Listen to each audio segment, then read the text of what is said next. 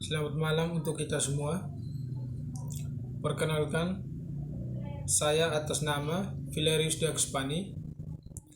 Di sini saya akan menjelaskan tentang intisari dari paradigma teori-teori pembangunan. Intisari dari paradigma pembangunan dibagi menjadi 5 bagian, yaitu A. Teori modernisasi. Teori modernisasi merupakan teori yang menjelaskan tentang proses transformasi dari masyarakat tradisional atau terbelakang ke masyarakat modern. B. Teori ketergantungan. Teori ketergantungan merupakan salah satu teori yang melihat permasalahan pembangunan dari sudut negara dunia ketiga. C. Teori pasca ketergantungan. Teori pasca ketergantungan merupakan reaksi terhadap teori ketergantungan, tetapi belum memiliki nama sendiri sebagai satu kelompok. Teori ini bisa disebut sebagai teori tentang pembangunan yang dimana setelah adanya teori ketergantungan. D. Teori pembangunan berkelanjutan. Pembangunan berkelanjutan dirumuskan sebagai pembangunan yang memenuhi kebutuhan masa kini tanpa mengorbankan hak pemenuhan kebutuhan generasi mendatang. Pembangunan berkelanjutan mengandang mutu kehidupan manusia dan tidak melapisi kemampuan ekosistem untuk mendukungnya. E. Teori pembangunan manusia. Human development teori merupakan suatu untuk memperbesar pilihan-pilihan bagi manusia. Sustainable development and merupakan konsep pembangunan yang berusaha memenuhi kebutuhan saat ini tanpa pengorbanan kepentingan di masa depan. Nomor 2. Pendapat saya tentang strategi pembangunan setelah pandemi COVID-19, area new normal. A. Pembangunan di bidang ekonomi. Pemerintah merancang strategi agar pemulihan di bidang ekonomi bisa berjalan dengan cepat. Dengan demikian, perekonomian negara tidak mengalami kembali koreksi yang lebih dalam. Pemerintah sangat membantu masyarakat dalam memulihkan kembali pembangunan di bidang ekonomi. Contohnya seperti pemerintah memberikan bantuan-bantuan dana kepada masyarakat seperti bantuan dana UKM.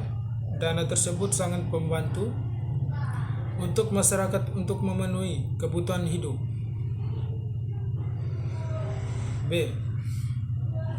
Pembangunan di bidang politik. Dampak COVID-19 terhadap sistem politik, yaitu respon dan kebijakan pemerintah dalam penanganan COVID-19. Dalam hal ini bagaimana seharusnya pemerintah menduduki pandemi ini dari segi publik, pembangunan, ekonomi, dan sosial budaya. Contohnya, upaya penanggulangan dan pembiayaan merupakan kewajiban dari pemerintah pusat. C. Pembangunan di bidang sosial. Strategi pembangunan sosial dalam kartu prakerja masyarakat diharapkan mampu meningkatkan kembali keberfungsian sosialnya sehingga dapat berpartisipasi lagi dalam kegiatan sosial di masyarakat, dan sosial ini dapat dilihat dari berjalannya peran-peran yang seharusnya dijalankan seorang individu dalam menjalankan kehidupannya. Contoh, seperti seorang pria yang menjadi tulang punggung keluarga terkena PHK akibat COVID-19. Akibat PHK ini, dia tidak mendapat memenuhi kebutuhan keluarganya seperti makanan dan pendidikan. D. Pembangunan di bidang pendidikan. Strategi yang dilakukan sekolah pasca pandemi COVID-19. 1. Melakukan peninjauan kembali terhadap target-target pembelajaran yang ingin dicapai agar secara rasional selaras dengan situasi dan kondisi baru dalam new normal. 2. Mengidentifikasi sumber daya yang perlu dimiliki dan agar tujuan baru yang telah ditetapkan tersebut dapat dicapai dengan ketersediaan sumber daya yang ada. E. Pembangunan di bidang keagamaan. Salah satu medium dapat dijadikan sandaran bagi setiap hidup individu dalam mengeliminasi persoalan kehidupan. Contohnya, seperti upaya menjaga jarak dalam menjalankan ibadah,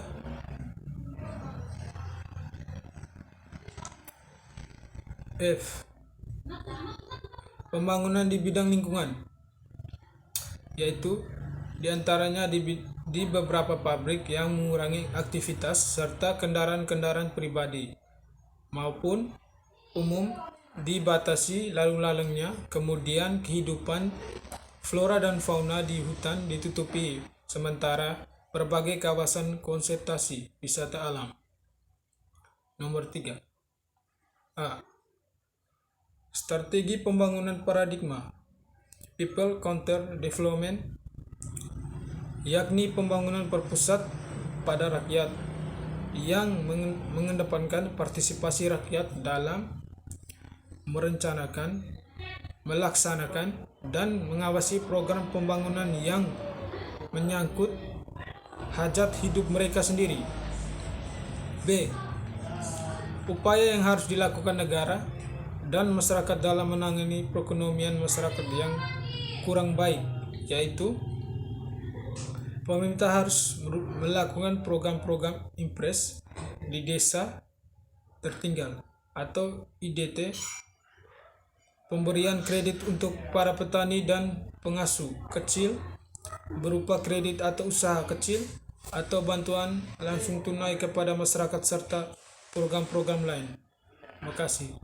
Selamat malam untuk kita semuanya.